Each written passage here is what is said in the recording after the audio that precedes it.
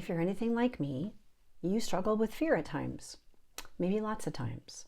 So I wanted to make this video to provide some kind of information, perspective about what I have learned about fear, how it affects my life, and what I can do about it, right? Because we don't have to just be stuck in it. Hi, I'm Stacy, and welcome to my channel. I am here to provide insights that draw from my 17 years as a mental health therapist and bringing in spiritual guidance, tools, perspectives that have made all the difference in my life and in the clients that I work with. So this piece about fear. When we're in fear, we are not trusting ourselves. And I could easily say, you just need to trust yourself. And that's it, right? Well, that's easy to say. But how do we really build self-trust? And what's really going on about why aren't we trusting ourselves? So when we're feeling fear, thoughts, sensations, all of it, there's a part of us that's feeling really alone. It's feeling like, probably, right? Like we can find out more by checking in with this part directly. But often what's there is it feels alone, it doesn't feel seen, it doesn't feel loved, and it's often a little one, a younger little one that created and came to believe all of these things about itself very early on in our life, if not a past life. Some people believe that we come in with things, so whatever it is, it's been there a long time. It's not your current self. It's not your adult self that's lived your entire life. We have different aspects of ourselves. But when we do not honor and acknowledge the little ones in the example of fear, they continue to bring that into our awareness. And then it can also be a part of us that's protecting us by bringing in sensations of fear.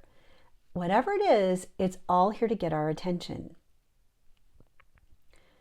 Often what we do is we try to make the feelings go away. We distract ourselves. We don't face it. We avoid it. And that's usually our immediate go-to. And if you're anything like me, you've tried all the things, all of the practices, all of the tools. I've learned so many wonderful tools and perspectives in traditional psychotherapy, in my processes of healing trauma, whatever all those have been, which has all served me. However, for me and many people that I work with, we've noticed it only has gotten us so far with regard to like a cognitive reframe. There is the core of us, our true self, that knows none of what all of these parts feel and believe is our actual truth of all that we are. So the self-doubt that's either running or connected to the fear isn't truth that I'm not enough, isn't truth that I'm unworthy of love, but it's real and that part believes it. And we might be able to push that down and hide it away for some period of time, but then as many of us notice, it just keeps coming back up. So I have been drawn through so many wonderful resources and guidance, so much of it on YouTube. That's why I'm so passionate about creating these videos, in part, is because remembering what I have forgotten, remembering that, and this is what feels true for me, is that I chose to come here. I am on a journey. Part of my journey was to forget all that I truly am so I can have an experience and ultimately come back to knowing all that I am. And that can be obviously incredibly challenging. In the process of the practicality of what can I do about this fear that interferes with sleep, we get paralyzed by it. When it feels like our truth, to such a point, we will not step into the light of all that we are, to the power to create from our true self. that is so beautiful and loving, that has no judgment. And I know I want to be that true self of me in what I emanate to the world, which is what I'm doing right now. I go through a process before I share any video, before I decide even what I'm going to create. I don't plan it out logically or about what I'm going to get out of it. It's purely connected to my heart, aka true self. But how did I get there? I cultivate it and re-cultivate it. My fear parts, just like anyone else, flare up. Whatever the triggers are for you, they're real and they want your attention. Learning how to be with these parts, allow them to feel, which means there'll be sensations in your body. That's ultimately what other parts of us, our subconscious and whatnot, is trying to get us to avoid because they're painful and uncomfortable. We are here to survive, and survival from the perspective of some of these parts means do everything we can to avoid feeling the level of that reality that the part holds, that it's not enough, that it's alone. It's very painful. Very, very, very painful, right? In whatever ways that we experience it. So, building trust in self. We can't skip over and ignore the part that's in pain and struggling with the fear in this example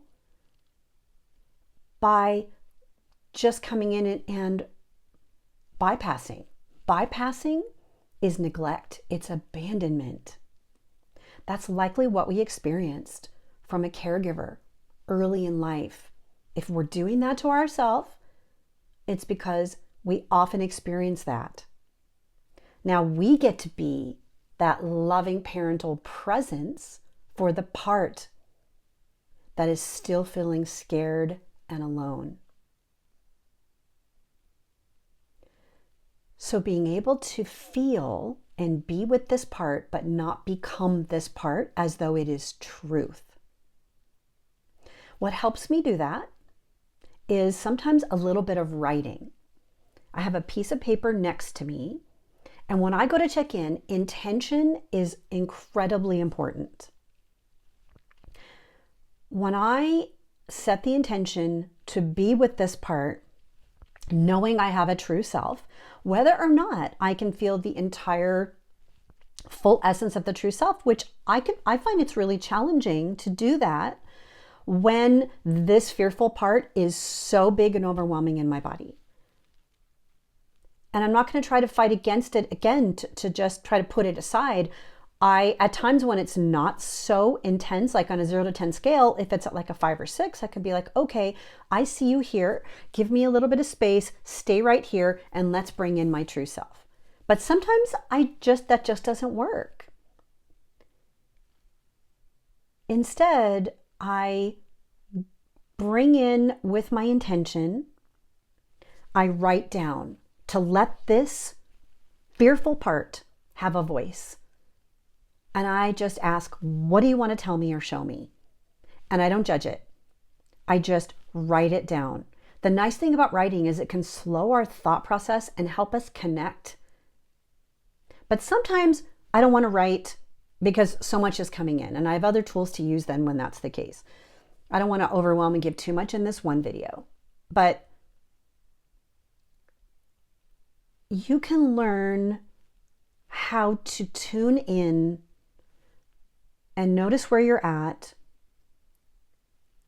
having your toolbox, so that when you're overwhelmed, sometimes I just put my hand over my heart, I breathe, I cry, I feel, and that may be from the full presence of this little self who's so afraid, or part of self. They're all aspects of us. There's nothing wrong with anything they're feeling. And when I ride that wave of emotion, it's not going to last. It won't last an hour if we allow ourselves to fully feel it. So just noticing where you're at. But either way, the cultivation, the big picture of cultivating trust with your true self, the essence of love, of all that you are, that you have forgotten that you truly are. This has been the main key that was missing for most of my life, out of my awareness. It requires getting out of our head, beyond rationalization, beyond what makes sense to the other parts of you. We can be there for those parts without becoming them, because that keeps us in the fear. I hope that this has been helpful. Please reach out if you'd like a one-on-one session to work with me, to have a guide, especially during those times where you feel like you are not moving forward. I don't have the answers for you that I give you. I help you engage in the process I'm describing so you can fulfill your own needs in any moment. Without that, we do not bring ourselves into a more harmonious existence of all that we are. So thank you so much. Please reach out with questions. You may comment here. I would love to help you on your journey. Thank you so much. Bye for now.